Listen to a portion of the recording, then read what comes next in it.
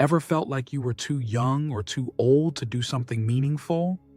What if I told you that the thing you think disqualifies you is the very thing God wants to use?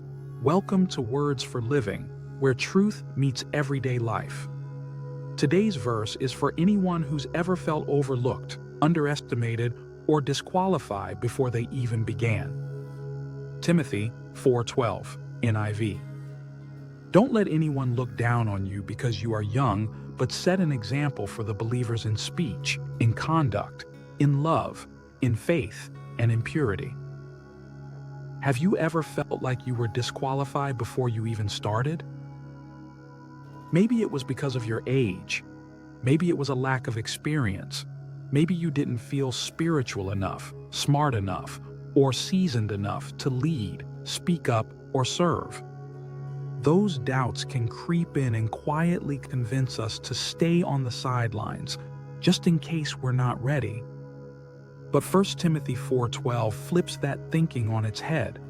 Paul is writing to Timothy, a young leader tasked with shepherding a church full of older believers. That's no easy role. Paul knows Timothy will face criticism and self-doubt, so he reminds him, don't let anyone look down on you because you are young. Instead, be an example. In other words, don't waste your energy trying to prove your worth to others. Let your life speak for itself. That's a powerful principle for all of us, no matter our age or stage of life.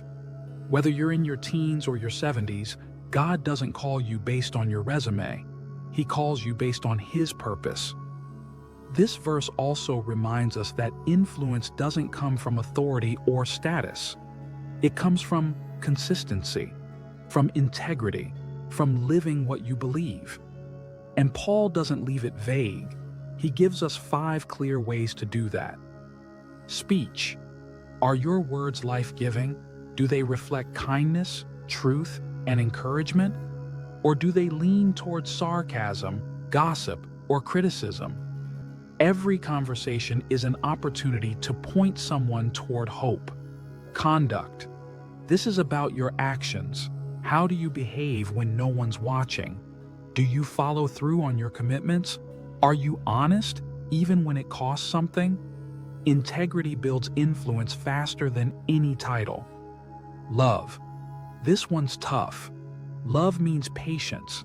It means sacrifice. It means showing grace to people who might not deserve it. Love is the lens through which all our actions should be filtered. Faith.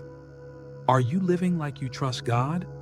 Not just when life is easy, but when it's uncertain.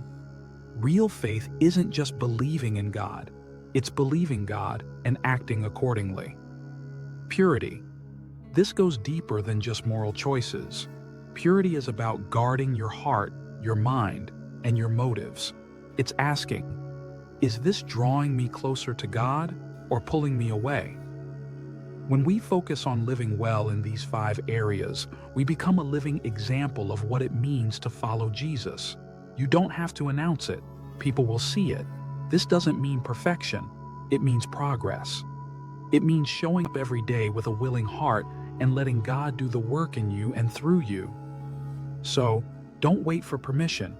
Don't wait for a better season. Don't disqualify yourself based on what others might say or what you think you lack. If God has placed something on your heart, start living it out now. Your example could be the encouragement someone else needs to take their first step of faith. Let's pray. God, thank you that I don't have to wait for a title or the perfect moment to live for you. Help me to set an example in how I speak, act, love, and trust you. Show me where you're calling me to grow. Use my life to reflect your goodness, not because I'm perfect, but because you are. In Jesus' name, amen. If today's message encouraged you, don't forget to like, share, and subscribe for more daily devotionals. Keep showing up and keep shining for Him.